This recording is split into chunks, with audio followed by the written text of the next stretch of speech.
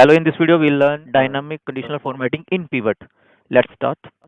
So once I convert this data into the pivot, just a second. Now, yeah, I'll put the agent name here. Number of calls will be here, and time in minutes. Divide into the change it into the average, and also we'll add the number of breaks they took between calls. So I'll also make it as an average. Okay. So let's beautify it a bit so that we can understand it properly. And we'll add month here to give you an idea what we are supposed to do. Okay, so let's suppose I want to see how many associates or how many agents deliver more than 1,000 calls. So on an average, so let's change it to the average. Yeah, okay, more than 600, let's suppose, or let's go with 700 to better understand. Just no need to select the entire data. If you select entire data, every time you have to change the range. So just select the single cell, go to this conditional formatting, and click greater than 700 as green, and okay. Now, once you see there is an icon appear here, let me zoom in. That is gone.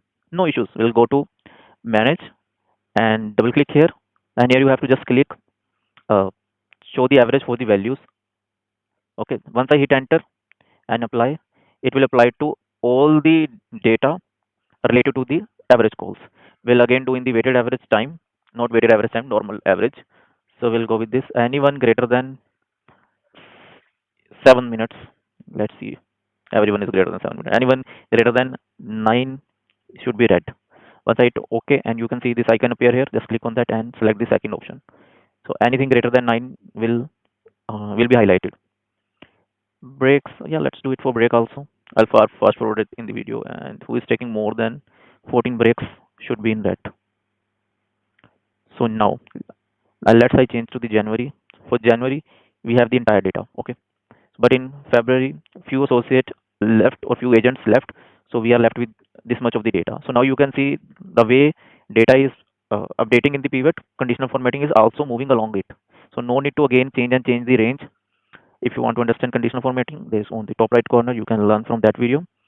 But yeah, if you want dynamic, so you just need to select on the single cell and then drop down, or yeah, you can go to the pivot manage pivots and double click any of it and select the second option here. So it will change it to the dynamic rather than you have to select the range again and again where you want to apply the conditional formatting.